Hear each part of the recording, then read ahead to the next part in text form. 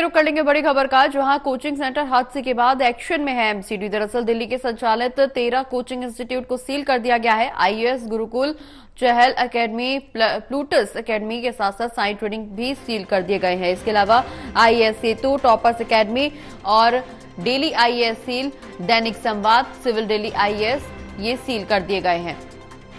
वहीं career power, 99 notes, Vidya Guru, guidance IAS पर भी कार्रवाई हुई है। बता दें कि कुल मिलाकर के 15 आईएएस कोचिंग सेंटर को सील किया गया है। माफ कीजिएगा, 13 कोचिंग इंस्टीट्यूट को सील किया गया है। कोचिंग सेंटर हादसे के बाद ये एक्शन में एमसीडी नजर आ रही है। एमसीडी का बड़ा एक्शन देखने को मिला है, जहां दिल्ली में चल रहे 13 कोचिंग इंस्टीट्यूट को सील किया गया है।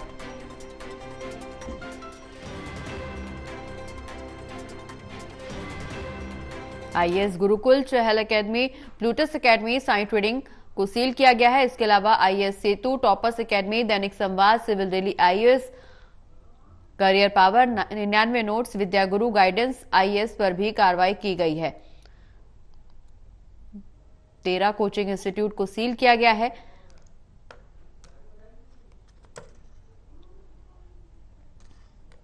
तो बड़ी खबर आपको बता दें, जहां कल ओल्ड राजेंद्र नगर में जो हादसा हुआ और उसके बाद अब एमसीडी एक्शन मोड में नजर आ रही है, जहां एमसीडी की तरफ से ये बड़ा एक्शन लिया गया है। 13 कोचिंग इंस्टीट्यूट को सील किया गया है। ज्यादा जानकारी के लिए रिया हमारे सहयोगी हमारे साथ फोन लाइन पर जुड़ गई है। रिया, एमसीडी का एक्शन देखने को मिल रहा है, 13 कोचिंग इंस्टीट्यूट को सील किया गया है।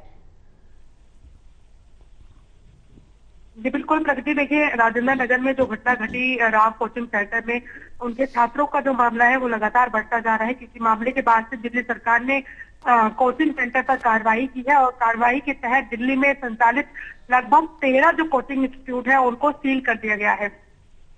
अगर बात करें कौन कौन से वो सेंटर्स हैं, तो उसमें आईएएस गुरुकुल, चहल अकादमी और Plutus academy, science training seal, ऐसे 13 नाम है जो कि सेंटर्स हैं जो कि इस पूरे मामले में निकलकर सामने आ रहे हैं, जिनके ऊपर कार्रवाई की गई है। S4 आईएएस पर भी दिल्ली सरकार ने कार्रवाई की है, यानी कि जहां पर जो घटना घटित हुई है उसको लेकर भी कार्रवाई की गई है। और बेसमेंट में ऐसे बने लगभग जो 13 कोचिंग सेंटर्स हैं उनको सील करने की खबर सामने आ रही है। हालांकि अब बेसमेंट सील करने से पहले जो मालिक है उनको कहीं ना कहीं पर जानकारी इस बात की दी गई थी, और जैसे कि हमने पहले भी जिक्र किया था, ये कहा गया था कि जो अवैध रूप से चल रहे हैं लाइब्रेरी, उस पर कार्रवाई तो हो ही रही है, लेकिन ऐसे में उन्हें अगर किसी तरीके के जो उन्होंने डॉक्यूमेंट्स लगाए होंगे अगर वो जायज होंगे, तो ऐसे में उन जगह को हटाकर दूसरी जगह पर अलॉट करने के लिए मुआवजा जो है वो जरूर सरकार देगी। लेकिन इस तरीके के जो कोचिंग सेंटर्स है जो बेसमेंट में